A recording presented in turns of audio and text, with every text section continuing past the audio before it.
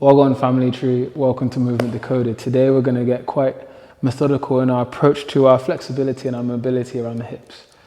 I like to use, this is kind of like something I use in express flows when it comes to my classes. If I've got kind of like a hip-centric type of exploration that I want to have, it can be used to just pepper into your warm-up. It can be used as an isolated practice if you're just short on time and you want to get into this area of the body.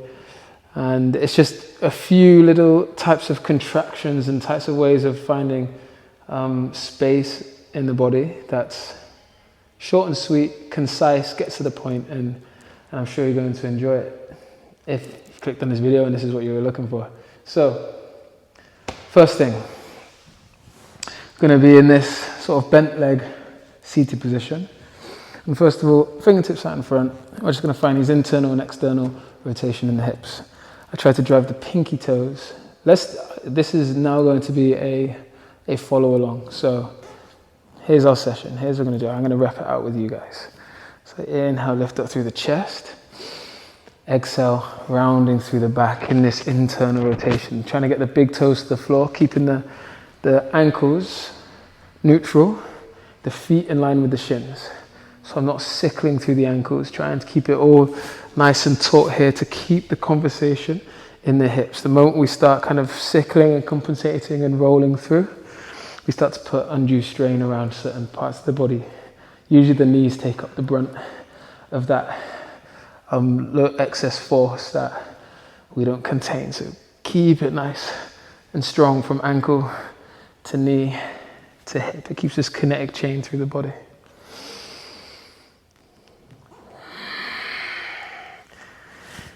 I like to do about 10 to 15 breaths. I really just intuit into the sensation. It starts as a nice moving mantra for the body.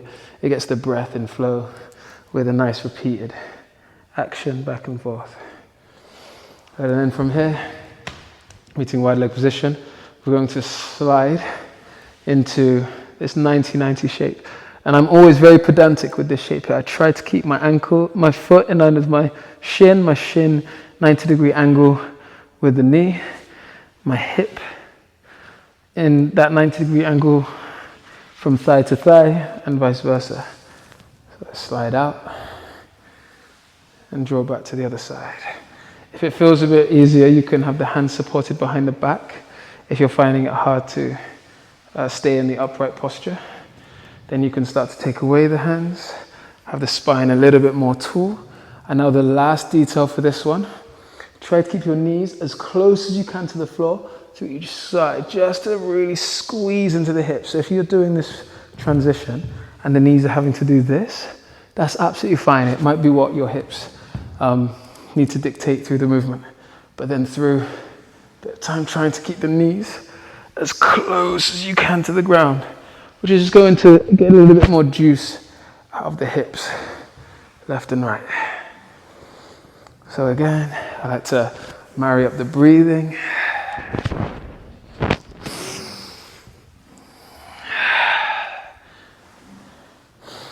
And just intuit into it.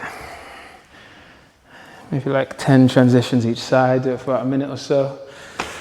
The next one from here, we're going to stay in that 90-90 position. We're going to stay here for a little bit of time now. So like we were just here. I've got my left leg in front. I'll cue this side first, just as easier with some of the demonstrations. I bring the fingertips either side of the thigh, lift up through the chest, take a breath in, and then sliding forwards. Getting my right shoulder as close as I can towards the left heel, whilst letting the belly not be completely enclosed. I like to try and have the belly just as nosy as the chest, lifting up to stay around the hip socket and around the glute, rather than rounding into the range. I channel this up dog kind of energy through the spine, and you're really going to feel that in the hip. It's not very nice with the ego, because sometimes we want to be like, oh yeah, I'm really deep into the posture right now. But when we have integrity in the alignment, we'll get more out of it, even if the picture we paint doesn't represent something that we perceive to be deeper. Just holding here. And from here, we'll find our pails and rails effort back and forth through the hip. So again, fingertips either side, breathing in, exhale, fold from here. In the max passive end range, pressing the front leg, the left leg down in towards the ground, about an 80% effort, really trying to press in from the ankle, the shin, the thigh for 3, 2, breathing in, exhale, fold. I'll do this 2 more times, pressing down from the thigh, the shin, the ankle, 80% contraction for 4, 3, 2, breathe in, relax that contraction. 1 more there, press down. 5, 4, 3, 2, inhale. Exhale, soften. And into our rails effort with a little bit of hamstring involved too. So from here, I lift up, breathe in. Exhale, squeeze the shin off of the floor. Extend through the leg. Turn the toes up to the sky. And release down, breathing in. Exhale, fold. And we just rep these out. Inhale, lift. Exhale, squeeze, rotate, draw into that rails, release down, breathe in, exhale, fold. Coming back up, 2 more times.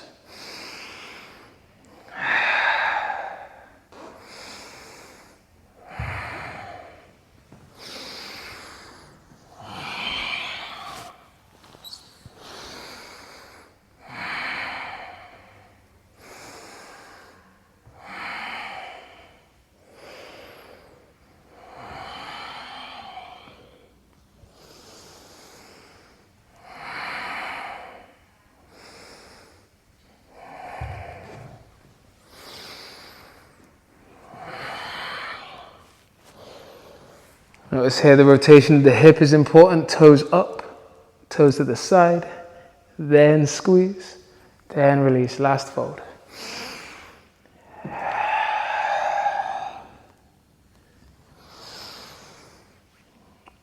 A compensatory action of this transition here might be glute med, chatting to you a bit, trying to anchor into the shape on the other side. If so, if you're getting a cramp there, just give it a little bit of a massage and we'll find when these wipers through the back leg. So inhale, lift, keeping the left knee grounded to the floor. Exhale, down. Inhale, exhale. Just find these wipers here. Do 6 altogether, 3 more. Trying to draw the knee as far away from the left knee while it stays grounded as I can, opening and release down. Last one, we'll lift and hold. So here the hands are supporting behind the back, the left knee stays engaged to the floor. I'm trying not to lift up through this side, but at the same time this knee opening up for another 5, 4, 3, 2, and releasing down. Good, from here, this is a fun bit. Into our hip cars on the other side. I like to have my hands out in front and some tension through the hands as well, helping keep this connect chain through the body. It helps distract a little bit of tension away from part of the body that we're working as well, squeezing tension into the hands. Here I'm lifting up this back leg, drawing it up, and trying to get the right heel to the left shoulder without touching it. So I'm rotating into the hip, squeezing in. So really finding this intrinsic action. Re-extend, draw back, and hover off the floor, and squeeze back, and lift. You can do this depending on what type of session you're doing. 3 to 5 times. More if you want to see how, just again, intuit into the sensations. We'll do 3 on this one. Squeezing heel towards the left shoulder, re-extend. Hover off and back in that 90-degree angle. Then this time we lift up all the way and get the foot over the left thigh and squeeze it down there. And this will kind of be relaxing into the passive range. So the right knee's up tall, hugging. Well, I like to do the lazy version on this one. So I hug my left arm nice and low down the ankle there, holding onto the forearm with the right arm over the top. And I just let myself relax out to the side. You can find any plate here that just feels juicy into your back right hip. I like to maybe sometimes open up the foot here and just fold down and kind of hammock in the shape. So just go into what feels suitable for the body.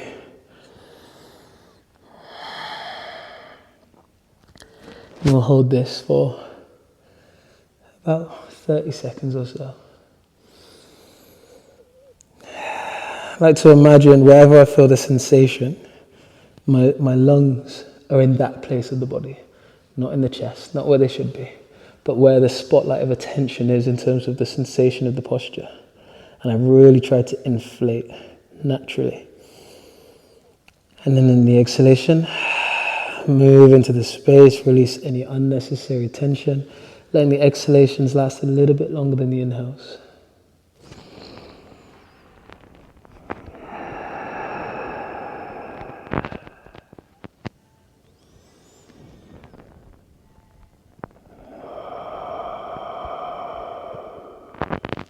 I'm going to take one more here.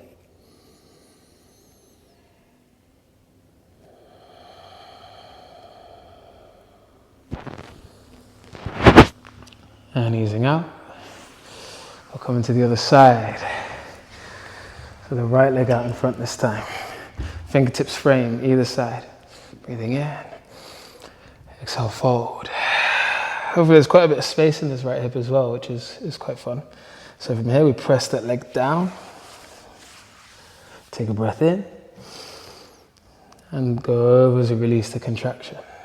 Meet that new passive end range. Press that right shin down, the thigh, the knee, the ankle. Breathe in. Exhale, soften. One more effort there. Press the shin down, the knee down, the ankle. Breathing in. Release the contraction. And we'll come up.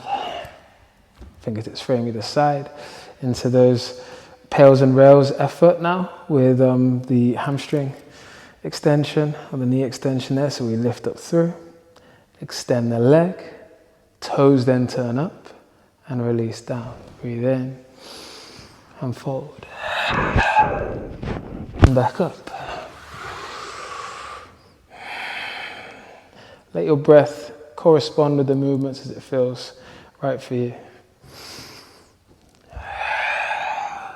We'll take two more.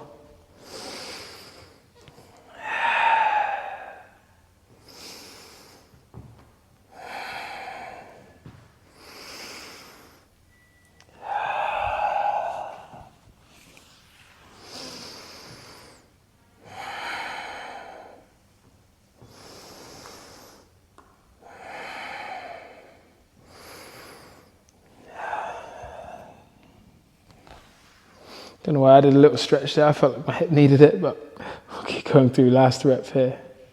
My right hip definitely is a little bit tighter in this range than the left side. I've got a little bit more tauter muscles there from being right foot dominant, and so it tends to be a little bit more restricted.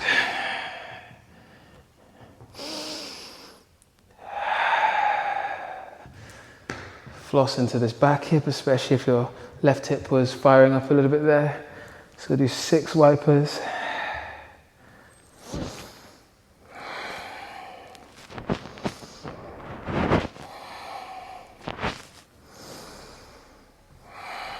I lost count. I think this is the 6th one. We'll hold it.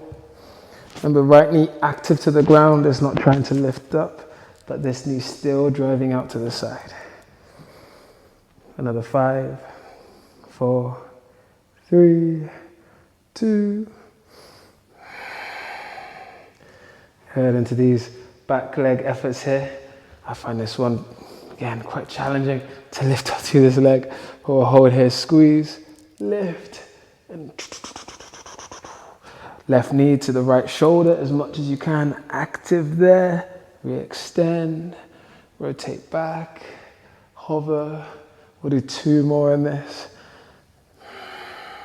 Again, as you get familiar with this routine, you can pepper in different variations of movements. You can play with the rep ranges as well to what you feel like. Because we're doing quite full 360 hip floss here. You can play with what your hips might need according to what feels really, really tight, really restricted. And here we'll bring the foot over the top. And we'll find our lazy boy hip stretch here. Half Lord of the Fish. So holding onto the forearm, let yourself melt in. Hammock into the shape. I'm not trying to do too much work to maintain the architecture of the posture. Letting gravity do the work. We'll find about 30 seconds here. So again, let the breathing be loose and natural wherever you feel the sensation in this one. Inflating, expanding into that territory. As you exhale, move into the space.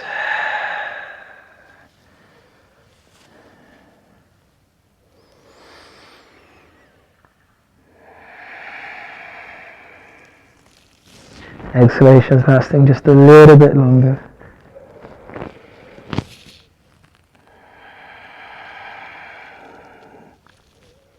To help re-harmonize into the body, to find this sustainable quality of your nervous system through the breathing, to help consolidate the stretches. We'll take one more breath.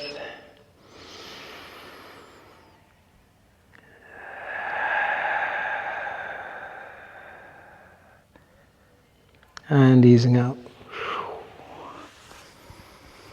I like to close it, put my legs back in place. Little windshield wiper. How do the hips feel? And usually, what I like to go into is kind of like now going into the hamstrings. We've kind of loosened up this area a little bit, built strength in this area to see where it can bleed to the extremities, but there's absolutely nothing wrong with just kind of getting into the hips, into the lower back. And I definitely feel a lot better for that. My back was a little bit sensitive coming into this. I don't even know if you can see me. My back was a little bit sensitive coming into this, and definitely feel a little bit of space around that band now. So, hope you enjoyed. Won't mince the ending. Give it a like if you like it. Save it into your folders to come back to until you memorize it. Feel free to keep watching it if you liked it anyway. And subscribe to your boy. Let's keep this channel flowing and growing. Let's keep this reciprocated energy between us, this requited love expanding. If you really, really enjoyed this, feel free to buy your boy some unicorn blood with all the coffees that I buy in this space from editing these videos to help with a little bit of payback for this free content. But anyway, love, love, love, family tree. Enjoy. Peace out.